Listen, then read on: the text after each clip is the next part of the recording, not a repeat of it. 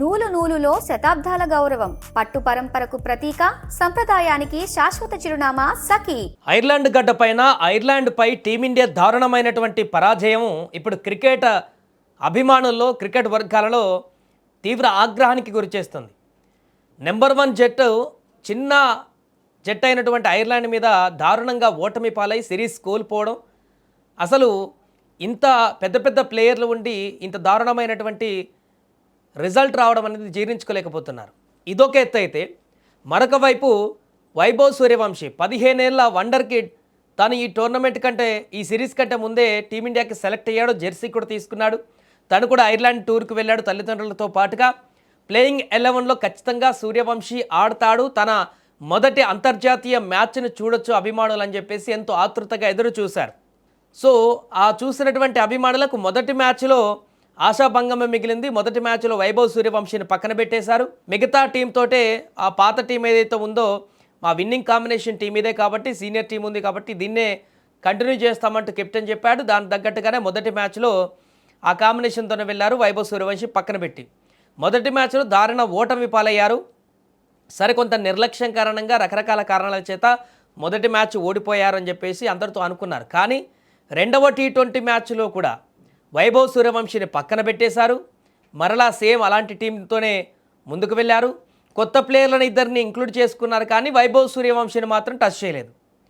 మరి వైభవ్ సూర్యవంశీని ఆడించినప్పుడు అసలు ఐర్లాండ్ టూర్కి ఎందుకు తీసుకొచ్చారు? అంత దూరం తీసుకువెళ్లాల్సిన అవసరం ఏంటి? ఆడించాలన్న ఉద్దేశం ముందట లేనప్పుడు, 15 ఏళ్ల కుర్రాడు, ఇంకా టైం చాలా ఉంది అనుకున్నప్పుడు అసలు అక్కడ దాకా తీసుకుపోవాల్సిన అవసరం ఏంటి? ఇక్కడే ఉండి మిగతా మ్యాచ్లో లేకుంటే ఇంకేదో చేసుకునేటువంటి పరిస్థితి ఉండేది కదా.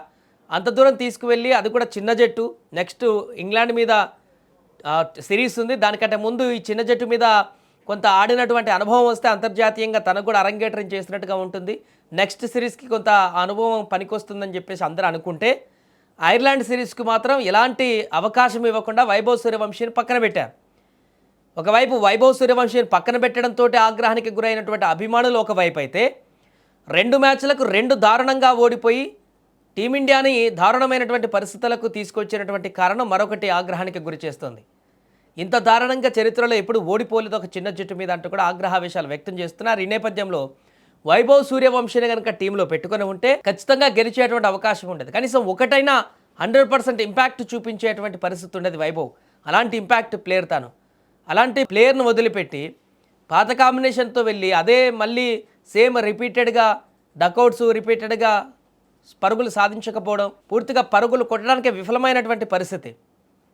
అందుకని ఇప్పుడు వైభవ్ సూర్యవంశీని ఎందుకు ఆడించలేదు? వైభవ్ సూర్యవంశీని ఆడిస్తే ఖచ్చితంగా గెలిచే వాళ్ళం అనేటువంటిగా అభిప్రాయం వ్యక్తమవుతుంది. చాలామంది కామెంట్స్ కూడా నెటిజన్లు అదే చేస్తున్నారు.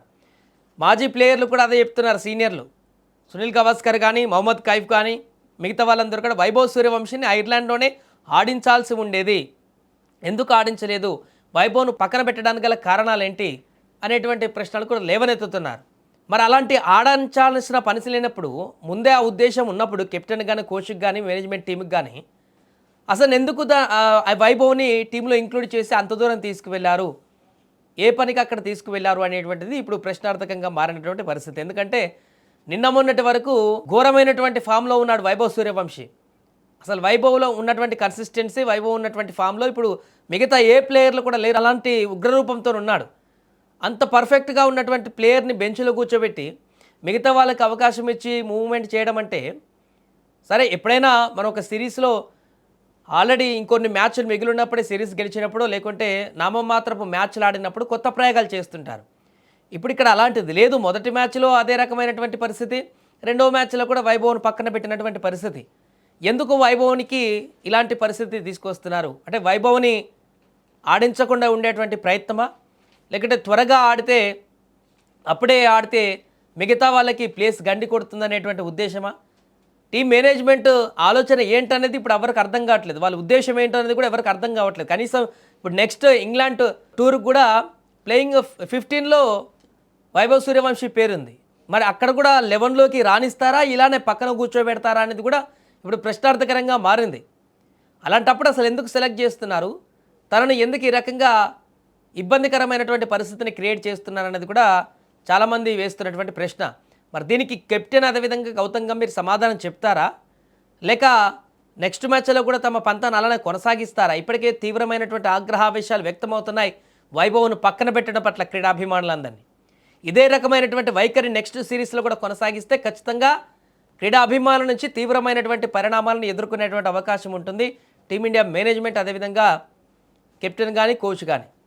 మరి నెక్స్ట్ ఇంగ్లాండ్ టోర్నీకైనా సిరీస్కైనా వైభవ్ని ప్లేయింగ్ లెవెల్లో ఉంచుతారా, లేకుంటే అక్కడ కూడా తనను పక్కన పెట్టి ఇదే రకమైనటువంటి ధోరణితో ముందుకు వెళ్తారా, ఏం చేస్తారనేది వేచి చూద్దాం. ప్రస్తుతానికైతే వైభవ్ సూర్యవంశీ తన పేరు ఇప్పుడు ట్రెండింగ్లోకి వచ్చేసింది. వైభవ్ని పక్కన పెట్టడం పట్ల చాలామంది జీర్ణించుకోలేక క్వశ్చన్ చేస్తున్నారు. మిగతా దేశాల్లో ఉన్నటువంటి మాజీ ప్లేయర్లు కూడా బంగారాన్ని పక్కన పెట్టుకొని ఈ రకంగా ముందుకు వెళ్ళింది టీమిండియా. అందుకే ఐర్లాండ్ పైన ఈ రకమైనటువంటి ఓటమి అంటూ కూడా వారు కూడా విమర్శిస్తున్నటువంటి పరిస్థితి. ఏదేమైనా దారుణమైనటువంటి ఒక ఓటమి తర్వాత ఐర్లాండ్ మీద మరి నెక్స్ట్ సిరీస్కి ఎలాంటి ప్లేయింగ్ లెవెన్తో ముందుకు వెళ్తుందనేది చూడాలి.